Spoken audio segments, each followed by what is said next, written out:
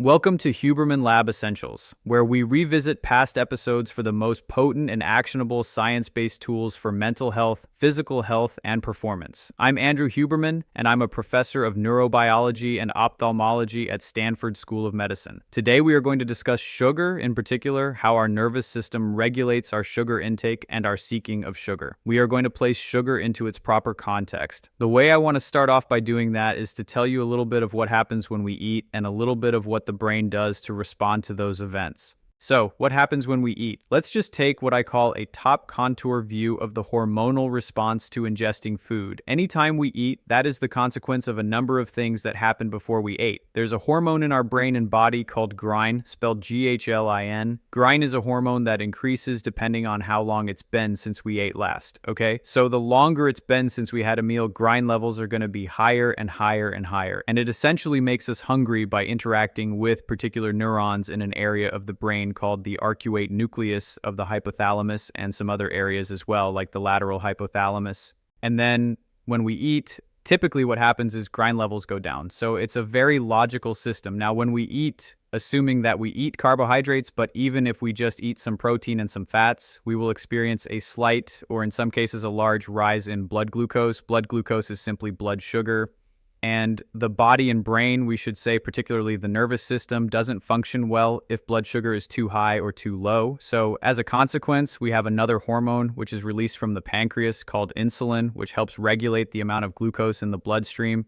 Now, one of the chief organs for glucose utilization is the brain. Neurons are tremendously metabolically active, and their preferred mode of metabolism is glucose metabolism. The same thing is also true for the neurons in your body. The way that you are able to move the limbs of your body, the way you are able to perform exercise or movement of any kind for that matter, is because neurons called motor neurons send electrical potentials to the muscle fibers. Those neurons are also very metabolically demanding, especially when you're doing demanding types of physical work. But also, deliberate thought, deliberately controlling the way that your brain and body is moving requires more glucose uptake, more energy in those very neurons. And this is also why, after doing a long bout of exercise, you might be tired. But also, if you do a bout of skill learning of any kind, or if you've been reading and thinking about what you're reading, or if you had an intense conversation with somebody where you're really forcing yourself to listen, that's work, and that work requires glucose uptake by neurons, both in the brain and in your body. Now that we've established that glucose is the preferred source of fuel for the nervous system, I'd like to concentrate on a few of the other types of sugars that we ingest on a common basis and the impact that those have on brain function and body function. I'd particularly like to focus on fructose.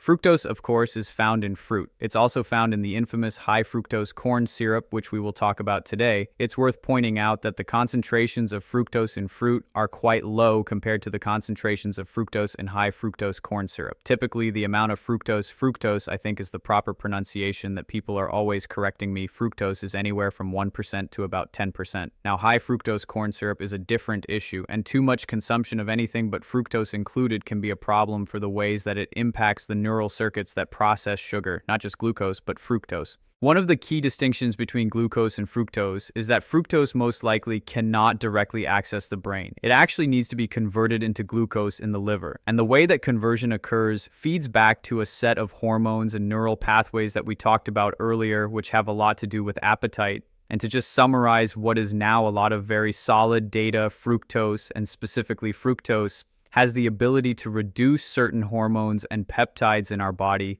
whose main job is to suppress green. So although I think pretty much everyone out there, save for a few individuals, agrees that calories in, calories out is the fundamental principle of weight loss, weight maintenance, or weight gain. Ingesting fructose shifts our hormone system and, as a consequence, our neural pathways within our brain, the hypothalamus, to be hungrier regardless of how many calories we've eaten. So current recommendations for most people are to eat more fruits and vegetables, but for those of you that are trying to control your hunger, ingesting a lot of fructose is probably not going to be a good idea. Certainly, ingesting it from high fructose corn syrup is not going to be a good idea because of the enormous percentages of fructose in high fructose corn syrup. 50%, or sometimes even more. Fructose provides a bridge for us between a particular kind of sugar, hormone function, in this case, grind, and the hypothalamus, which leads us to the next question, which is, what is it about sugar that makes it such an attractive thing for us? Why do we like it so much? And the obvious answer that most people arrive at is, well, it just tastes really, really good. But that's actually not the way it works. The rewarding properties, as we say, of sugar, whether or not they come in the form of sucrose or fructose or foods that increase glucose to a very high level, actually are not just related to the taste of the foods that produce that elevation in glucose, sucrose, or fructose. It is in part, but that's only part of the story. And the rest of the story, once you understand it, can actually place you in a position to much better control your sugar intake of all kinds, but also your food intake in ways that can allow you to make much better choices about the foods you ingest. So now I want to take us on a journey into the nervous system to explain the pathways in the brain and body that regulate our appetite for sugar.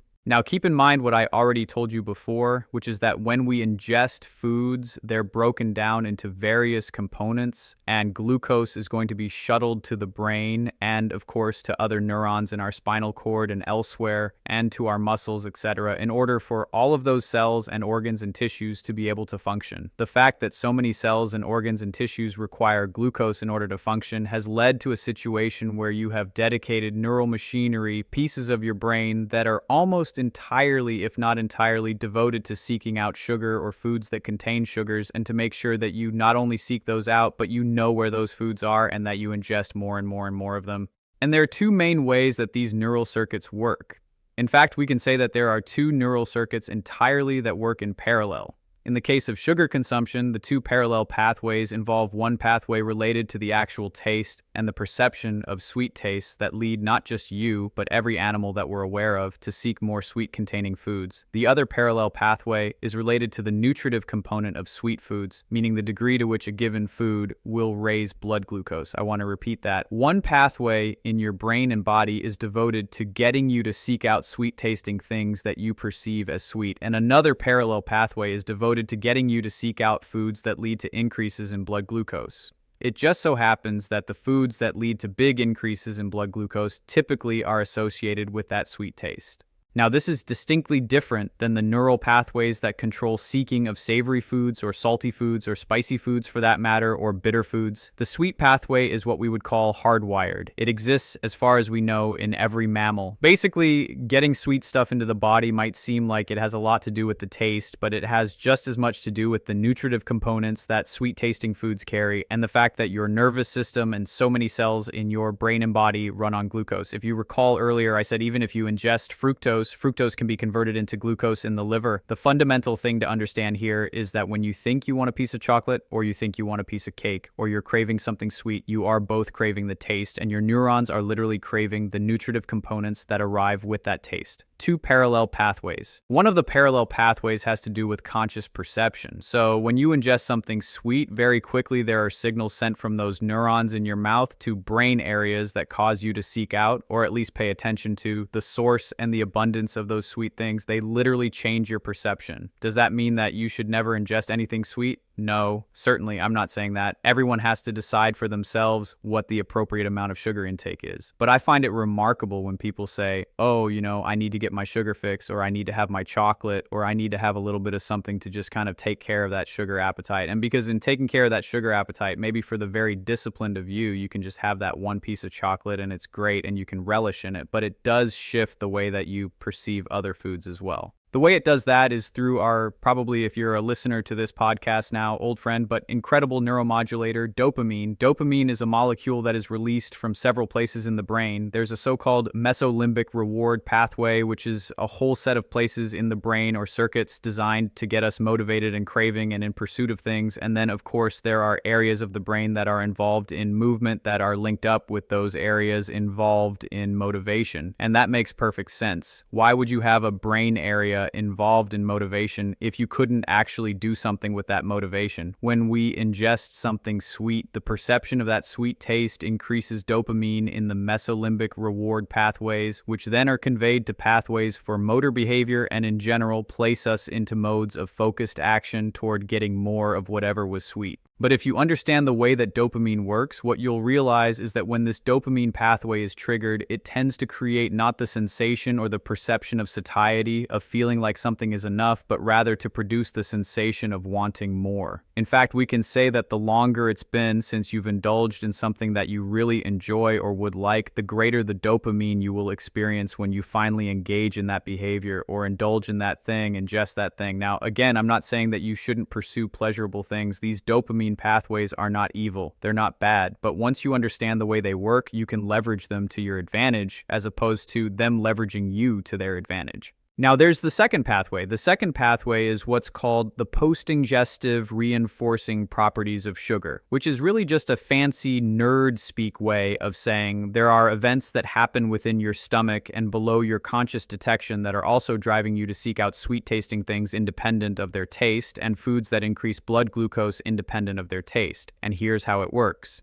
Text continues in the same corrected style. Ein Preidies Ausauber